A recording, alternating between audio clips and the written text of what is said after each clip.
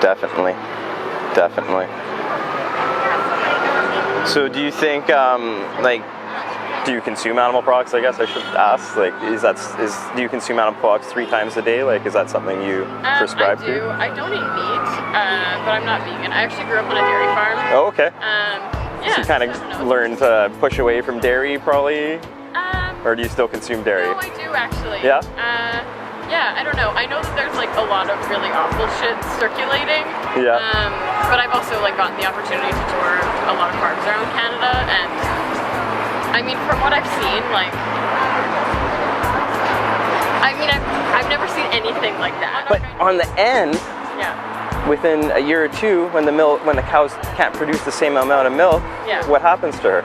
Yeah. A cow can live 10 to 14 years, and we're giving them 2 years, and then we're giving them a knife to the throat. So, in 2020, do we need to continue doing this anymore when we have like oat milk and almond milk and cashew milk and rice milk? Like, it goes on with all the different kinds of milk, and whether you have an allergy to soy or rice or whatever it is, there's always something that you can buy that contains no animal abuse in the end. No, so definitely. And I mean, I'm not saying that it's like ideal or whatever. So in the end, I would just go back to the cows. They don't get to live their whole life. They're getting their throat slit at 2 years old, and then the baby calves, generally in Manitoba, they're killed because we don't have a veal market. I've talked to a lot of dairy farmers, and I was in the farming industry. But yeah, generally dairy farmers in Manitoba, they slit the baby cow's throat, or they get sent to auction, where they just get killed anyways. So, in the end, do we want to live our life as a hypocrite when we say we're against animal abuse, or do we want to align our values with what we say? So if we say that this is animal abuse, we shouldn't wear fur, right? Because we know this coyote suffered for that Canada Goose fur. Yeah, so like Canada Goose is a big one here in Manitoba because we have the Canada Goose stuff. So a lot of people don't even realize that little firm trim, this is how they got that firm trim. Is an animal had to suffer, had his leg clamped. And when we see this, we would never prescribe to this. We would never let this happen. All of us would go and free this animal. Generally, we would try, or at least get somebody to do it for us. So it's just a matter of aligning our values with our ethics, right? And if we say that we're against animal abuse, we should be against it in all aspects, right? Whether it's, the little things or not. But to your question, a lot of dairy cows have been genetically altered and bred into the situation. Right, so they're not going to survive. So we would just go back to having the traditional ox and cow, and they would just roam free, right? We'd have sanctuaries and they'd let them be. Eventually the dairy cow that we use would, yes, it might die off, but it was never natural to begin with, because we've modified it, just like we've modified pigs, we've modified chickens. Right. Like, chickens grow to full weight in 32 to 34 days in Manitoba, and then we're eating them at KFC. Yeah. And a lot of people don't realize they're eating a baby. So I mean, if we're all against child abuse and bad things happening to children, well, animals are no different than children. They have the same moral compass, right? They can't tell us what's wrong. A child can't tell us what's wrong if they're 3 years old, right? So in the end, like, it would just be changed a little bit. We'd have more natural areas. We'd have sanctuaries, obviously, where people would rescue cows. So in the end, 50 years, we probably still have the dairy cow, because there'd be so many people wanting to save the cows too, and just let them live out their natural lives and then pass away. I'm just curious about that, because like, I know that, like once they're producing milk, need to be milked. Yeah. So I'm just like, yeah. How? Well, we let the baby cow drink the milk, right? Because we don't generally let the cows ever drink the milk that they deserve, right? Yeah. So if the mother would have her milk, she would get to let her calf drink the milk till the proper age, instead of giving it formula like we do. Right. We cut them off after 24 to 48 hours. They get their colostrum, and that's it. Yeah. And because we want to drink it, right? Right. Yeah. So yeah, we would just let them drink it, and then it would just change a little bit, and you'd have probably more of the traditional, what it was in the 1800s. You'd have like wild cows running around, and like we'd have deer, which would be kind of cool to see, like what it's supposed to be, instead of these, Yeah. Genetically, would they like if they were raised in, sorry, which word to use? When they're living like in a pasture, how you're saying, if we were to take them a sanctuary. Yeah. Thank you. Sorry. Would they genetically, would they go back to being able to survive on their own eventually, or would they just always have to be living in sanctuary. Maybe if the babies would probably have a better chance because they were never in that situation. I mean, I don't know, I don't study that kind of stuff, so I can't give you a straight answer on that one. But I would assume, you know, after letting the cows be free, it'd be just like a normal habitat, right? The mother might not make it, wolves might get her. You know, like nature is nature. We can't deny nature her thing, right? I mean, we do realize that, you know, our wildlife is diminishing like drastically, like, but we're not environmentalists, we're just strictly about animals. And you know, if we can help people go get to that vegan point, you know, in their life where they're stopping consuming animals, and then you don't have to live as a hypocrite anymore. You can align your values completely. You know, you can never say that I'm abusing animals ever again, or partaking in it. And you know, there's always benefits, health, environment, and all that stuff. But in the end, you can just align yourself, and you'll feel like a better person. So I don't know. I hope I all helped you today. And I mean, this is happening here in Manitoba, where we're plucking chickens in Inwood, Manitoba, and they get sent to Winnipeg with no feathers. You know, like in crates, in cages, and this is happening here. I mean, it's crazy. I mean, I know this one is a China one or a Europe one, but I mean, we just found out that we were actually doing this here in Winnipeg. We have a friend in Inwood, and they literally just strip their feathers, put them in a cage, and they come to Winnipeg to get slaughtered and winter everything. So in the end, it's just always about them. So I don't know, would you ever think about going vegan, or at least giving it a solid effort?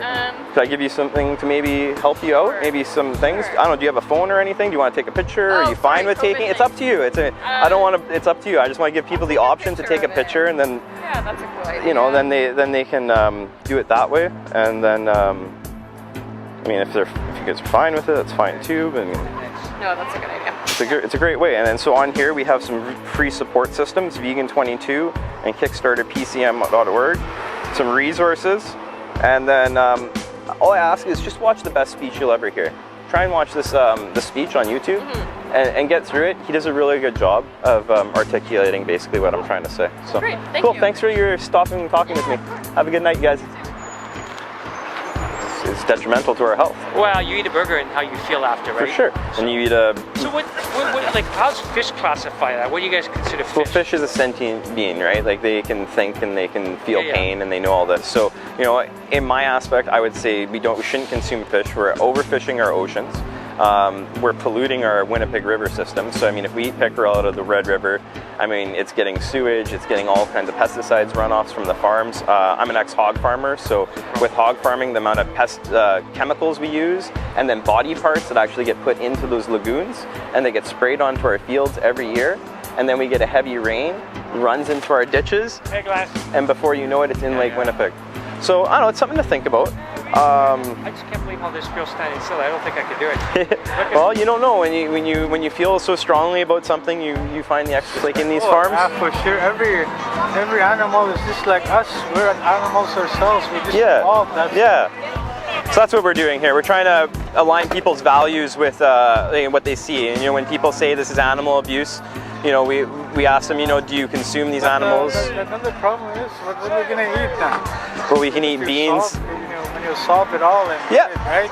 Yeah, we can go with beans, legumes, rices. There's so many other proteins that actually are really healthy for us. That you know, we can survive and thrive on not consuming animals. Our body systems they need the different foods.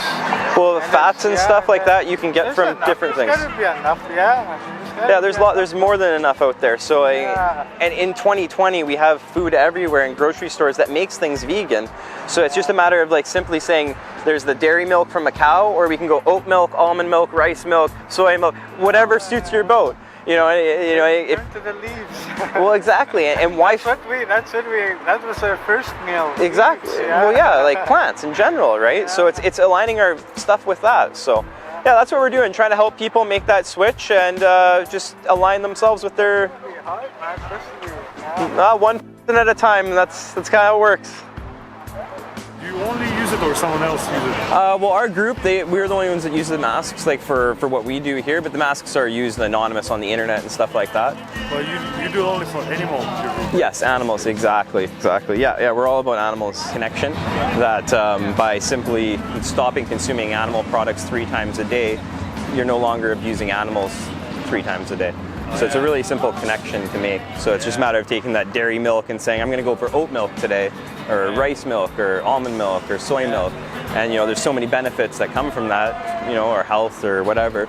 But in the end, you're saving the animals, and that's what it's all about in the end. Because if we all are against animal abuse, then we all want to always come back to that and try and align ourselves with that. It looks like it is. Yeah, and it's tough, right? He's never eaten a piece of meat in his life. No way, really?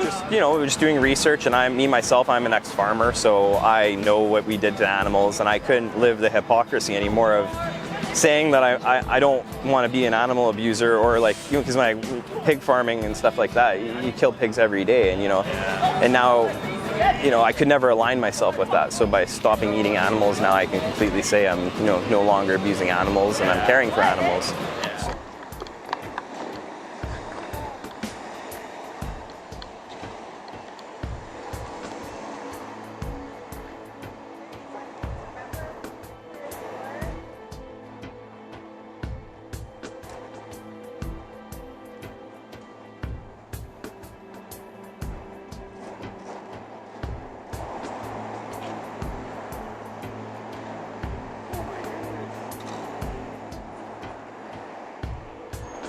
How's it going?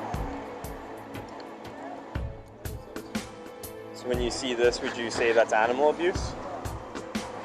So when we say that, we want to try and align our ethics with our values, right? So when we say it's animal abuse, we should always think about, would we consume animals 3 times a day when we see something like this?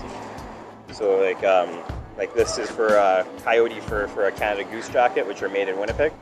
So when you see this, you generally probably won't purchase that jacket now that you know that this coyote suffered for that. So, when you see stuff like that, when you say it's animal abuse, but then we consume animals 3 times a day, we're kind of being hypocrites in a way. Well, yeah, we are. Yeah. So, exactly. So if we want to align our values with what we believe in, we really want to go vegan in the end. Yeah. So that's what we're trying to do, is just help people see what's actually going on with the food industry, and then realize that we're all against animal abuse, but yet we all pay for it in the end. So the only way to stop this industry is to stop paying for it. And in 2020, when we have so many different products like beans, like Gooms, like Beyond Meat burgers, we can have everything that we still ate before, just a vegan version. We have a vegan roommate actually. Bomb meals.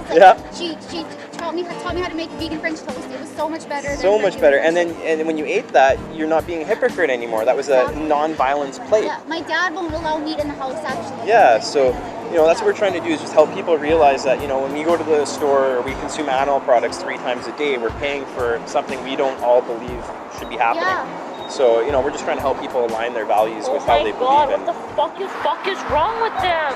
Is protein powder made of dairy product? Yeah, whey powder. So there's vegan protein powder that has pea proteins, which is actually way easier for our body to digest. And it's actually, you won't get that laggy feeling when you're working out. When you eat animal products, they make your body work 2 times as hard because it's an aggregant in your system, so it irritates your system. Okay, so the vegan protein would be healthier? Yeah, it actually is way better for your digestive system and everything. So I have a vegan one I get just from Sobeys, and it's vegan. I think it's called VEGA. Vega, I think it is, and it's all made from pea proteins and plant proteins, and I like it better because you don't get those nasty protein farts and stuff that I used to take protein powders like crazy, and you stink after that stuff. Excuse me, why are they doing that?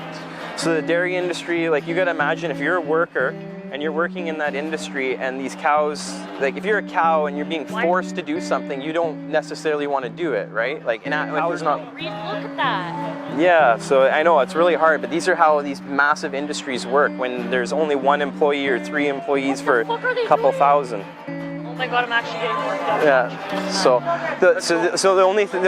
what we can do is go vegan. So I don't know if you guys would be interested in a card, and maybe some of this stuff can get you on the path. The best speech you'll ever hear, it's not violent, not gruesome. It's the first one on there. Listen to Gary speak, and he speaks in such a way that he'll help you guys really understand. And it's a great thing, and you're not living a life of where you're consuming and paying for this. What if there's a solution, what if they just kill them without suffering? It's hard to do that. How do you kill someone without suffering, right? Let them have a family, embrace the family, and then take them away, shoot them. Don't have to torture them. Yeah, it's not profitable in the end, right? In the end, everything's about money. Like chickens, they only live to 32 to 34 days in Manitoba, and then we kill them when they could live 10 to 14 years. Pigs, they only live 6 months in Manitoba, and then we kill them. We do this in Inwood, Manitoba. So we do this here. So I don't know. Do what you can. Do some research. Check it out. Thanks. Appreciate it. Have a good night.